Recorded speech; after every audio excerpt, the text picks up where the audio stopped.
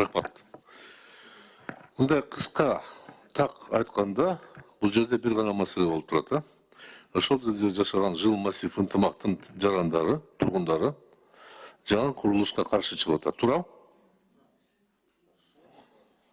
Анда мындай суроо болуп атат. Жанагы Ак сарай курулганда алда мыйзамсыз курулуп атканда. Параллельно ура бергенсиң, эч кандай уруксат албай эле, по живому резали. Туурабы? Эч ким ага каршы болгон жок да. Алды эле суу тартып атат да. Алды эле свет алат да. Канализация колдонот да. Мен айтканым, бул жерде соттун чечимидеги болгонбу, болгон эмеспи?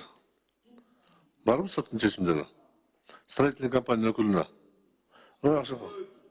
Тримхаустун өкүлү айтып койсоңуз, сот Мына архитектура сизден сураңыз. Соттордун чечимдери барбы жокпу? Соттун чечими эч кандай жок. Белек чечим сот. Эч кандай ограничение жок бул жерде. Бияктан ошончо мен айтпадымбы? Эки тарапты тең угуп атабыз, акыркы чекитти сот койсун деп. Сотко барган туура болот да, барбыр соттун чечими болуш керек. Силер көгөрүп чечимиңерди жокко чыгарбайсыңар, туурабы? Жок, биз өзүбүз берип сарптаган акчаны кайтарганга жокко чыгарабыз. алар үйдү буздуртпайт. Тупиковый болуп атат. Соттун чечимине барыш керек. Биз комитеттен рекомендация беришибиз мүмкүн. Эгерде чын эле архитектура айрым мыйзамдарга дал келтирбеген чечим кабыл алса, ошону белгилеп, биз тийиштүү органга жиберишибиз керек да катты. Андан бир нерсени баары бир эске алып коелу. Ынтымак массивде жашаган жарандарыбыз деле, дольщиктер деле биздин жарандар баары тең. Ошону эске алыш керек да. Кеткен каражаттары булар өзүнүн акчасына курган эмес да. Биздин акчага курган да булар. Кайсы строитель өзүнүн акчасына курган, көргөнсүңөр беле? Ошону деле эске алыш керек, возможно, возмездный возвращение акчасын кайтарып берсин дольщиктерге. Аны деле эске алыш керек.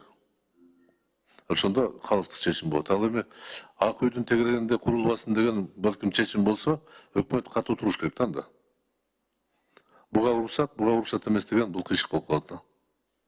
Так что комитеттен биз бир гана мен билбейм, мен мындай обычно биз чарбачылык чырга көп аралашпайт элекпиз, бирок арызды карап туруп, арызга биз өзүбүздүн пикирибизди кошуп, бул жерде Госстрой тарабынан шашма чечим, туура эмес чечим деп белгилеп, тийиштүү органдарга жөнөтүшүбүз керек да.